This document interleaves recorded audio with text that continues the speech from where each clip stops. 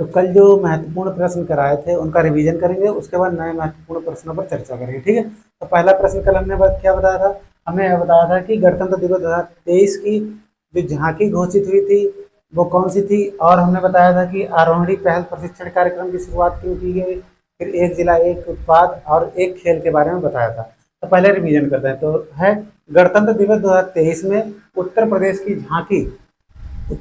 की झांकी 30 जनवरी 2023 को रक्षा मंत्रालय द्वारा, किसके द्वारा? रक्षा मंत्रालय द्वारा सर्वश्रेष्ठ झांकी घोषित की गई। अब झांकी वो थी किस चीज की? झांकी तो उत्तर प्रदेश की हो गई, एवं मार्चिंग टुकड़ी जो मार्चअप होती है, जब परेड मार्चिंग करती है, उसको क्या है, उत्तर प्रदेश की जो झांकी थी वो अयोध्या दीपोत्सव थी। क्या थी? अयोध्या दीपोत्सव थी। उसे तीसरा स्थान मिला था। कौन सा? तीसरा स्थान, ये बताया था आपको।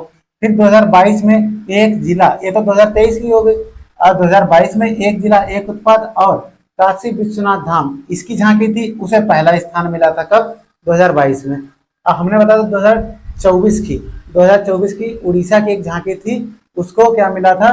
बेस्ट झांकी या सर्वश्रेष्ठ झांकी का दर्जा दिया गया था। अगली बताई थी पहल, आरोहणी पहल प्रशिक्षण कार्यक्रम। इसमें क्या था?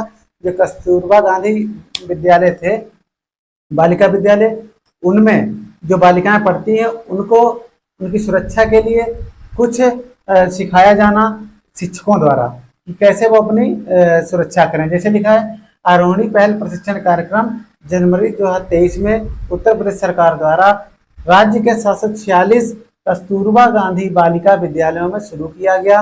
इसका उद्देश्य था लड़कियों की सुरक्षा से संबंधित। क्या था? लड़कियों की सुरक्षा से संबंधित। प्रत्येक विद्यालय में 2 शिक्षक नियुक्त किए जाएंगे जो बताएंगे कि छात्राओं को कैसे अपनी सुरक्षा करनी चाहिए।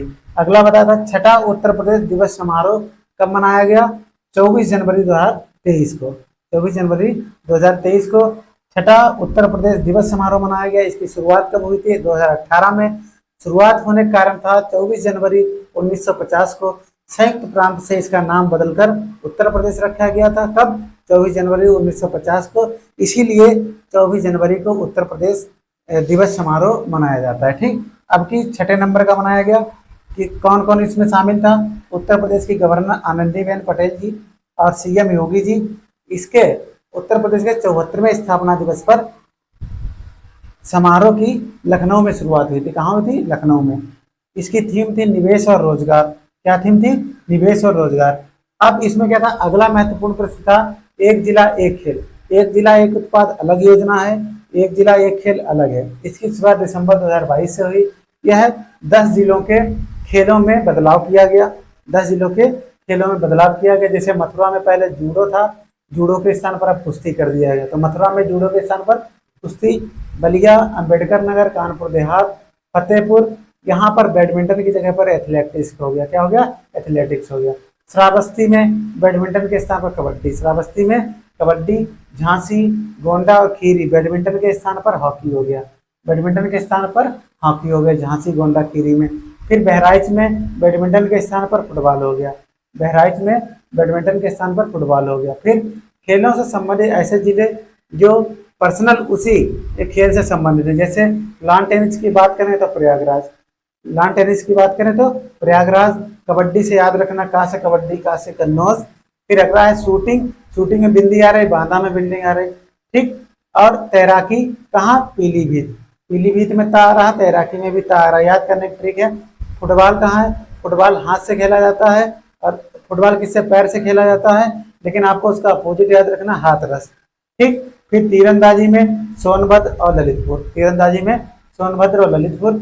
बॉक्सिंग में बुलंदशहर और कुशीनगर, बॉक्सिंग में बुलंदशहर और कुशीनगर। फिर अगला बताया था वेट लिफ्टिंग में मिर्जापुर, बिजनौर। वेट लिफ्टिंग में देखो बिजनौर में आ गया वेट लिफ्टिंग, और मिर्जापुर याद करना है। ठीक, बैडमिंटन में क्या बताया था? अलीगढ़ और गौतम बुद्ध नगर, अलीगढ़ और गौतम बुद्ध नगर। और टेबल टेनिस में आगरा और कानपुर। तो इस प्रकार से जो महत्वपूर्ण प्रश्न थे उस पर चर्चा की। आज के जो नए महत्वपूर्ण प्रश्न हैं उन पर चर्चा करते हैं। ठीक,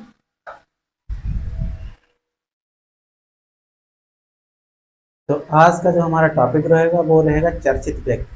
चर्चित व्यक्ति किस कारण चर्चा में रहे, और उनकी नियुक्ति कहाँ की गई, और उन्हें कौन सा प्रभार मिला, इसके बारे में बात करेंगे। ठीक, तो आज पहला बताएंगे आपको कि नीना सिंह का नाम आपने सुना होगा। नीना सिंह कौन है? सीआईएसएफ की पहली महिला निदेशक नियुक्त हुई। क्या? सीआईएसएफ की फुल फॉर्म क्या है? Central industrial security force. CISF क्या है? एक फोर्स है।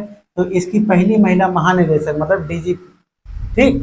तो नीना सिंह कौन है? नीना सिंह। सीआईएसएफ की पहली महिला निदेशक कौन? नीना सिंह। एक नंबर पक्का। अगला है न्यायमूर्ति फातिमा बीबी। फातिमा बीबी का अभी हाल ही में क्या हो गया? निधन हो गया, ठीक। इनका अभी निधन हो गया और निधन के कारण ये चर्चा में आ गए। अब निधन अब क्यों चर्चा में आई? ये हमेशा चर्चा में रहते हैं क्योंकि सुप्रीम कोर्ट की पहली महिला न्यायाधीश बनी थी। मुख्य न्यायाधीश नहीं, सुप्रीम कोर्ट की पहली महिला न्यायाधीश। कब? 1989 से लेकर 1992 तक।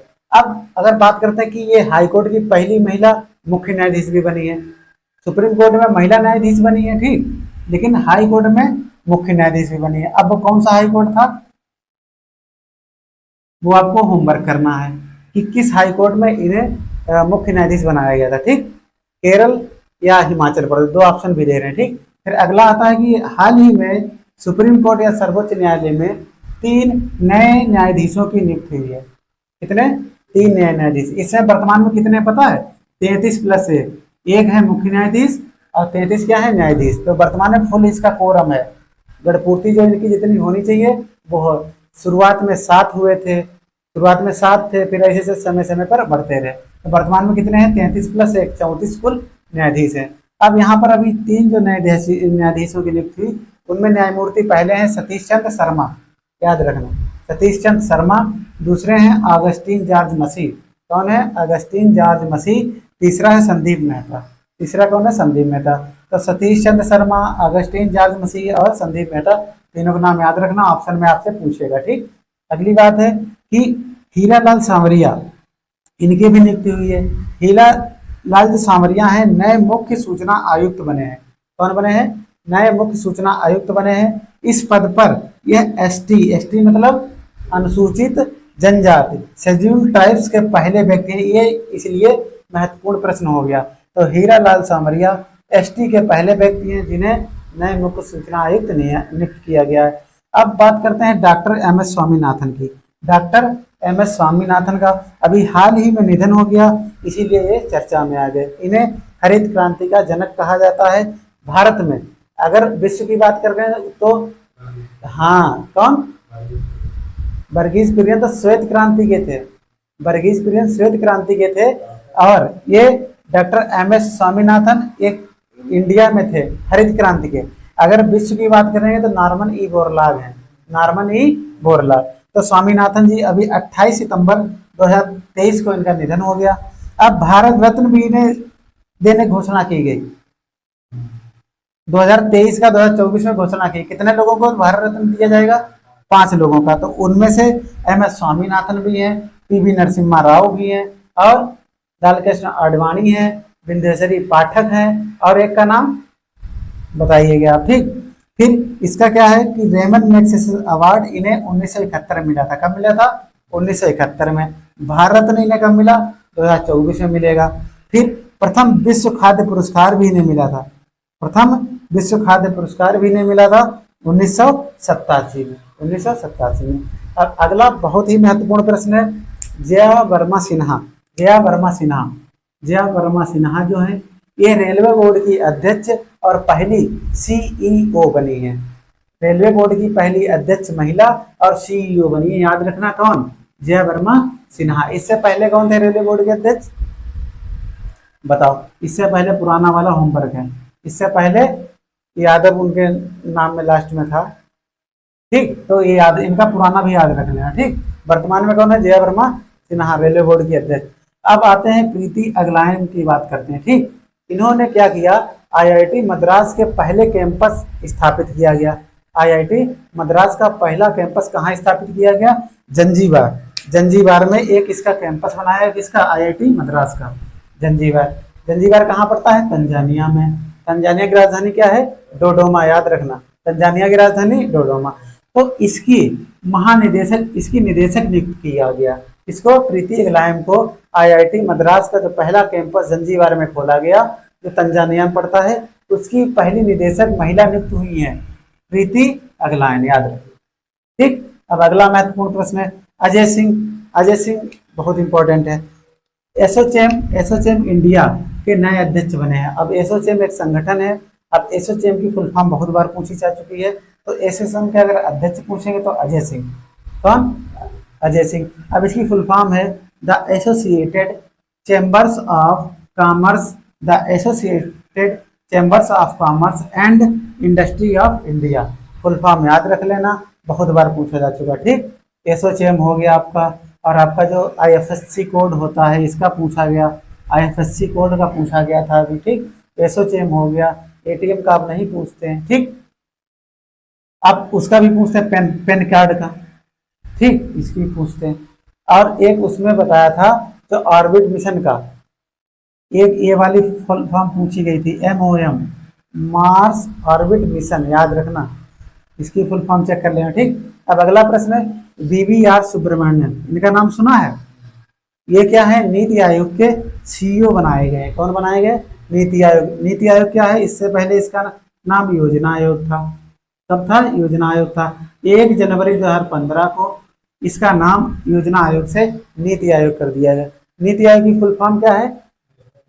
National institute transforming of India. ठीक, ये इसकी क्या है?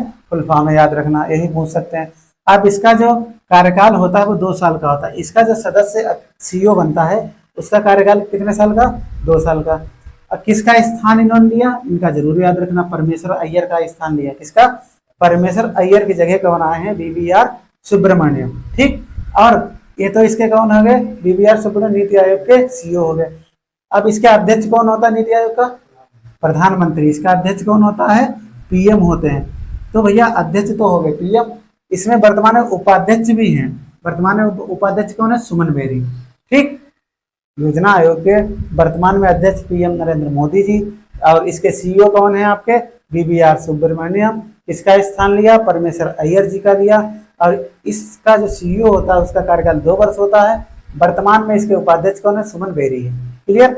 अब अगला प्रश्न है डॉक्टर बालकृष्ण विठल दास दोषी। इनका भी निधन हो गया अभी। डॉक्टर बालकृष्ण विठल दास दोषी का भी निधन हुआ। ये प्रसिद्ध वास्तुकार थे। कौन थे? प्रसिद्ध वास्तुकार थे। इनका 2023 में निधन हो गया।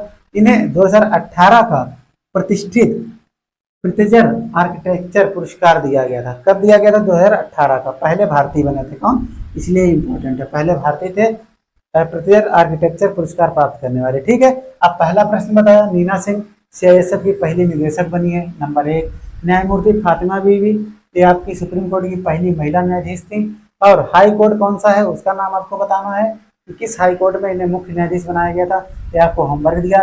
इनका भी निधन हो गया, इसलिए चर्चा में आ गए। ठीक, सुप्रीम कोर्ट के 3 नए न्यायाधीशों की नियुक्ति हुई अभी। कौन? सतीश चंद्र शर्मा, अगस्टिन जॉर्ज मसीह और आपका संदीप मेहता। अगला हीरालाल सावरिया नए मुख्य सूचना आयुक्त नियुक्त हुए हैं। इस पद पर ये ST अनुसूचित जनजाति के पहले व्यक्ति इस पद पर सुशोभित करने वाले बने। ठीक, अगला डॉक्टर MS स्वामीनाथन का निधन हो गया। इन्हें भारत रत्न देने की घोषणा की गई। रेमन मैग्सेसे अवार्ड 1971 में मिला था।